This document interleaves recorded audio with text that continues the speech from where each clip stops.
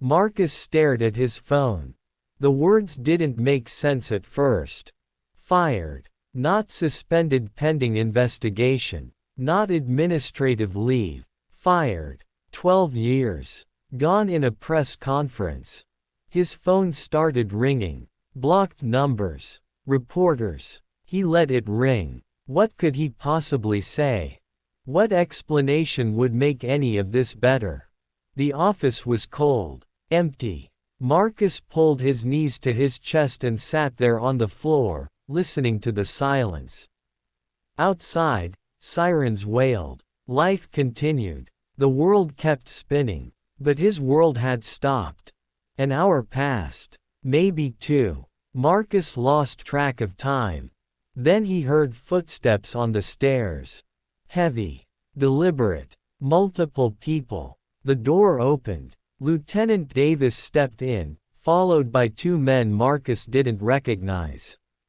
Suits. Federal agents, probably. "Reed, get up," Davis said.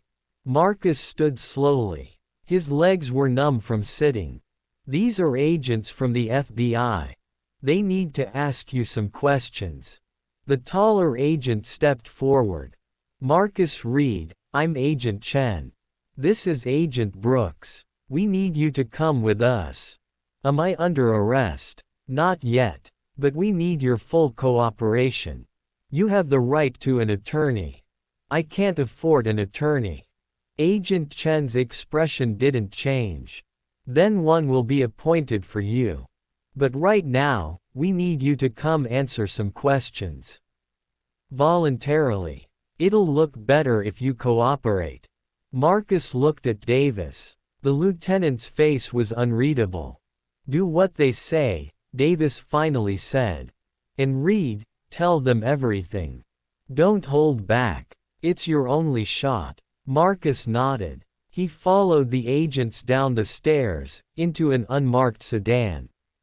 They drove in silence. No sirens. No lights. Just three men in a car, heading toward the federal building downtown.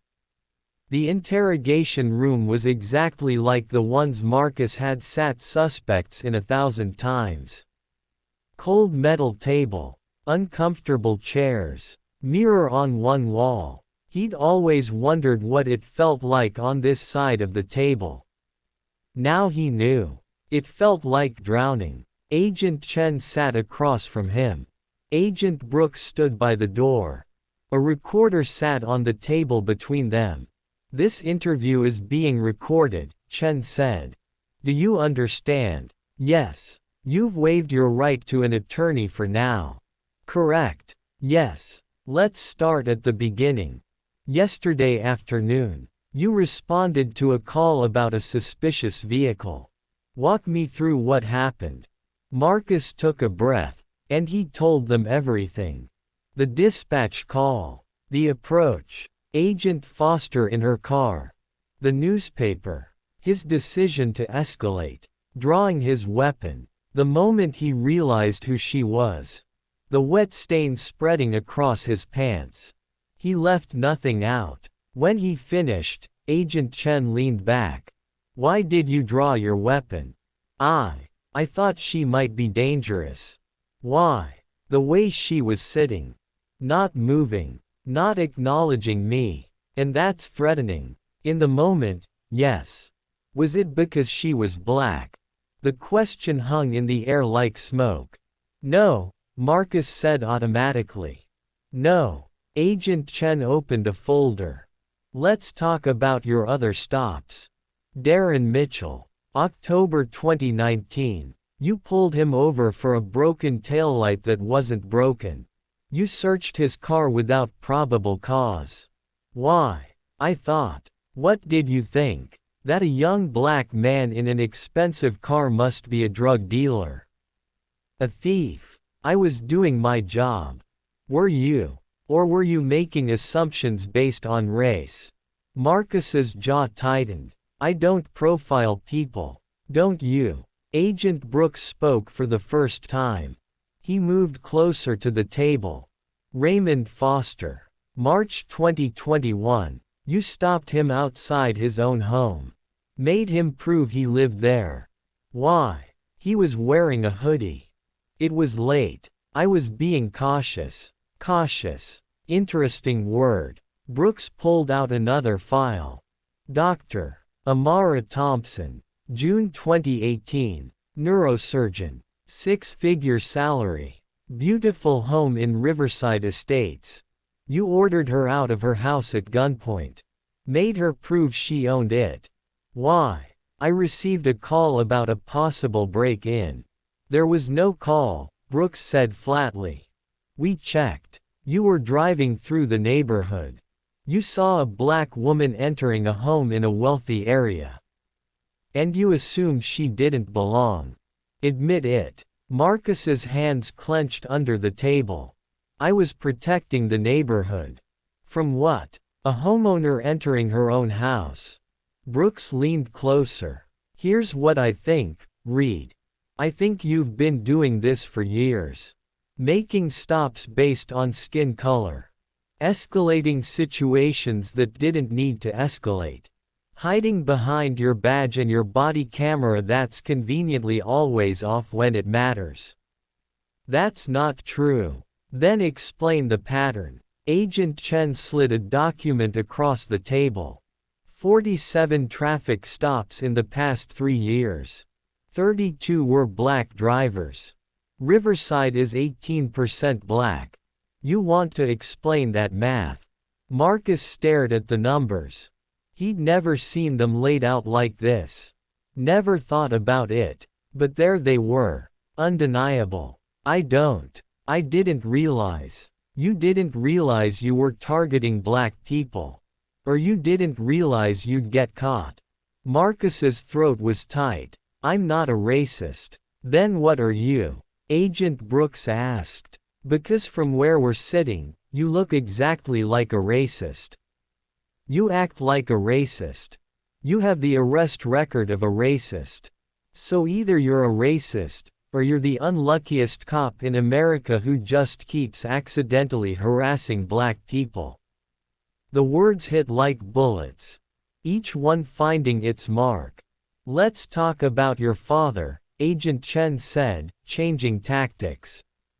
Sergeant Thomas Reed, 25 years on the force. Retired 2015. Marcus Williams. Ring a bell. Marcus closed his eyes. I didn't know about that. Didn't know your father arrested an innocent 16-year-old kid. Didn't know that kid spent 4 years locked up for something he didn't do. Didn't know your father buried the evidence that would have exonerated him. My father wouldn't. Wouldn't what? Wouldn't let his prejudices affect his judgment. Agent Brooks pulled out another file.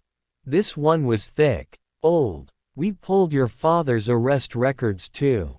You want to guess what we found? Marcus didn't answer. Same pattern. Worse, actually. Your father had 73 excessive force complaints.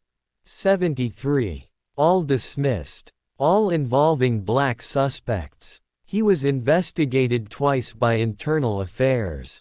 Both times cleared. You know why? Marcus shook his head. Because the culture protected him. Just like it protected you. Just like it protects hundreds of cops just like you across this country. Agent Brooks sat down. You're not a bad apple, Reed. You're a product of a diseased orchard. The room was silent except for the hum of the recorder. Here's what's going to happen, Agent Chen said quietly. We're building a case. Not just against you. Against the entire Riverside Police Department. Culture of racial profiling. Systematic civil rights violations. Cover-ups. The works. And you're going to help us. What? You're going to tell us everything. Every cop you know who profiles. Every supervisor who buried complaints. Every time you saw something wrong and said nothing. You're going to give us names.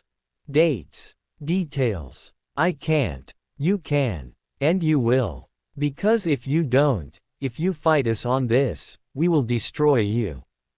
Federal charges, prison time, civil lawsuits. You'll lose your pension, your house, everything. But if you cooperate, Agent Chen paused. If you help us clean up this department, maybe you get a chance at something resembling a future. Marcus looked at both agents, at the files on the table, at the recorder spinning silently. There comes a moment when you realize you're not the hero of your own story. You're the villain, and the only choice left is whether you stay the villain, or become the witness. What do you want to know? Marcus whispered. Agent Chen smiled. It wasn't a kind smile. Everything. Start with the training. What did they teach you about dealing with minority communities? And Marcus started talking. He talked for hours. About the informal rules, the unspoken codes, the jokes in the locker room, the way senior officers taught rookies to trust your gut about certain neighborhoods.